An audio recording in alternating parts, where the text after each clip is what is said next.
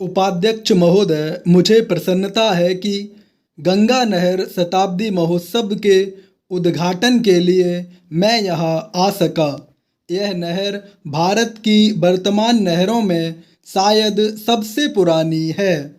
इस नहर से इस क्षेत्र के लोगों को जो अनेक लाभ पहुँचे हैं और अनाज तथा बिजली के उत्पादन से यहाँ जिस संपन्नता के युग का आरंभ हुआ है, उसके कारण नदियों की उपयोगिता में जनसाधारण का परंपरागत विश्वास और भी दृढ़ हुआ है। इस देश में नदियों को सदा ही महत्वपूर्ण स्थान दिया जाता है। आज भी हम नदियों को सिंचाई का और इसके द्वारा धन धान्य की उत्पत्ति का सर्वोत्तम साधन मानते हैं और उन्हें यातायात का साधन भी समझते हैं। आधुनिक विज्ञान ने नदियों की उपयोगिता में कुछ और वृद्धि कर दी है, जिसमें सबसे प्रमुख जलप्रपात द्वारा विद्युत शक्ति का उत्पादन है। हमारे देश में नदियों का जाल बिछा हुआ है। मैं समझता हूँ कि सिंचाई की दृष्टि से संसार में भारत का स्थान दूसरा है। केवल एक देश ही हमसे आगे बढ़ा है। भारत की जनता के लिए यह बात महत्वपूर्ण है कि नहरों की इस श्रृंखला का श्री गणेश इस देश में गंगा नहर से हुआ। पुनीत पावन गंगा, जो एक प्रकार से हमारे प्राचीन साहित्य और पौराणिक विचारधारा का आधार रही है और जो आज भी भारतीय साहित्य तथा भारतीयों के सामाजिक और धार्मिक रीति रिवाजों पर छाई हुई है, हमारे इतिहास में एक विशेष स्थान रखती है। अब से हजारों वर्ष पूर्व भी यहाँ के लोग गंगा को पावनता का स्रोत और वरदान दात्री मानते थे। इसीलिए आज यदि वास्तव में भारत के सबसे बड़े राज्य के एक भाग ने अपनी संपन्नता गंगा की नहर से प्राप्त की है, तो हम यही कह सकते हैं कि पुरातन विचारधारा इतिहास के रूप में प्रकट हुई है। यह तथ्य चाहे एक संयोग मात्र ही हो, किंतु हम सबके लिए निश्चय ही इसका महत्व है। संभव है कुछ लोग सोचें कि 100 वर्ष पुरानी किसी घटना को इस प्रकार सामने लाकर उत्सव के रूप में मनाने का क्या अभिप्राय है। ऐसी शंका का आधार मानव स्वभाव से अनभिज्ञ और प्रेरणा के एक महत्वपूर्ण स्रोत को ग्रहण न करने की इच्छा ही हो सकता है। बीती बातों पर विवेकपूर्ण विचार का अपना ही महत्व है।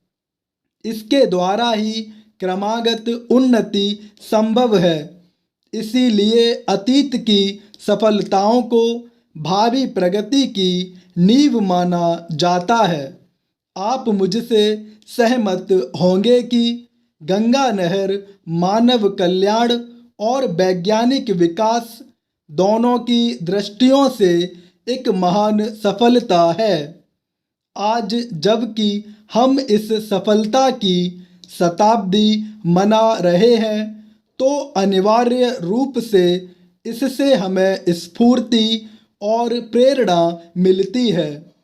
इस अवसर पर हमें उन इंजीनियरों के प्रति भी आभार प्रकट करना चाहिए, जिनके परिश्रम और सतत प्रयास के कारण ही यह योजना फलीभूत हो सकी है। आज हमें कर्नल कोटले और उनके साथी विदेशी महानुभावों का स्मरण होता है, जिन्होंने निजी प्रयत्नों से इस कठिन कार्य को संपन्न किया। उपाध्यक्ष महोदय, आज यहाँ गंगा के पुल का शिलान्यास करते हुए मुझे बड़ी प्रसन्नता हो रही है। बिहार में गंगा पर यह पहला पुल होगा और मैं भली प्रकार जानता हूँ कि इस राज्य के लोगों के लिए यह कितना बड़ा वरदान है और इसके द्वारा कितनी बड़ी आवश्यकता की पूर्ति होगी। मैं इसी राज्य का रहने वाला हूँ और अपने सार्वजनिक जीवन में मुझे बराबर इस राज्य के सभी भागों का दौरा करने का अवसर मिला है। इसलिए मैं निजी अनुभव से कह सकता हूँ कि इस पुल के निर्माण से बिहार के लोगों को विशेष रूप से और देश के लोगों को साधारण रूप से अनेक सुविधाएं प्राप्त होंगी। बिहार के मध्य से होकर गंगा प्राचीन काल से बहती आ रही है और आरंभ से ही इसके कारण यह राज्य दो भागों में विभक्त रहा है, जो मिथिला और मगध के नाम से प्रसिद्ध थे।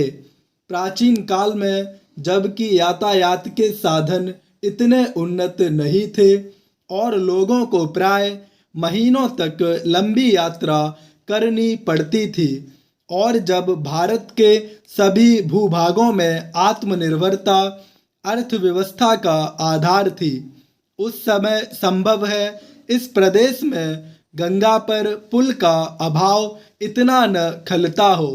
परंतु आज के युग में विज्ञान के आविष्कार स्थान तथा दूरी पर विजय पा चुके हैं और यातायात के गतिमय साधनों का बहुत महत्व है। इसलिए उत्तर तथा दक्षिण बिहार के बीच सीधी रेल तथा सड़क मार्ग न होना निश्चय ही बहुत बड़ी असुविधा है। बिहार के इन दोनों भूभागों की अर्थव्यवस्था ऐसी है कि अपने पूर्ण विकास के लिए एक भाग दूसरे पर निर्भर करता है। उत्तर बिहार कृषि प्रधान क्षेत्र है और वहाँ गन्ना तथा खाद्यान्न भारी परिमाण में होते हैं, किंतु दक्षिण बिहार कोयला, लोहा, तांबा, अभ्रक, सीमेंट आदि खनिज पदार्थों के लिए प्रसिद्ध है। इन्हीं पदार्थों द्वारा आधुनिक उद्योगों की मौलिक आवश्यकताएं पूरी होती हैं। यातायात के साधन दोषपूर्ण होने के कारण उत्तर बिहार के विकास पर हानिकारक प्रभाव पड़ता है।